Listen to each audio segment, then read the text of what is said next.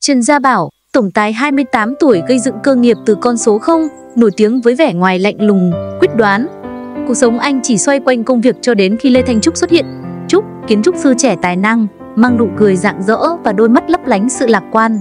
Khác với những người khác, cô không hề bị choáng ngợp bởi khí chất của Bảo, mà mang đến một làn gió mới, sự chân thành và ấm áp. Họ gặp nhau tại buổi đấu thầu dự án khu đô thị mới.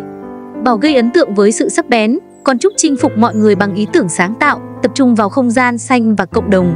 Sau buổi đấu thầu, Bảo bất ngờ mời Trúc cặp riêng, hỏi về niềm cảm hứng đằng sau những bản vẽ. Trúc hồn nhiên chia sẻ về ước mơ tạo ra những không gian sống hạnh phúc. Ánh mắt Bảo dần bớt đi vẻ lạnh lùng khi lắng nghe tu đó. Những cuộc gặp gỡ của họ thường xuyên hơn, từ công việc sang những buổi cà phê cuối tuần. Bảo nhận ra Trúc có khả năng đặc biệt khiến anh mở lòng và cười.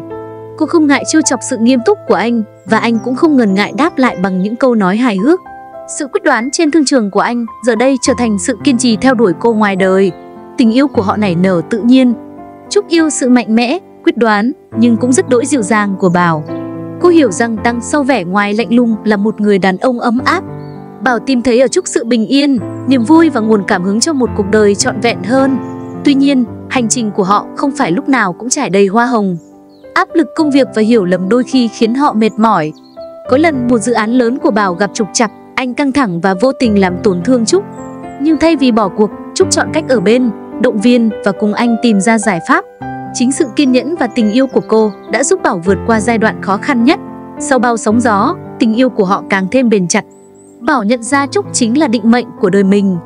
Một buổi tối lãng mạn trên sân thượng tòa nhà cao nhất Sài Gòn, Bảo đã quỳ gối cầu hôn Trúc. Nước mắt hạnh phúc lăn dài trên má Trúc khi cô gật đầu đồng ý. Đám cưới của họ diễn ra ấm cúng và tràn ngập tiếng cười. Bảo, người đàn ông luôn giữ vẻ mặt nghiêm nghị, đã nở nụ cười rạng rỡ nhất trong đời mình.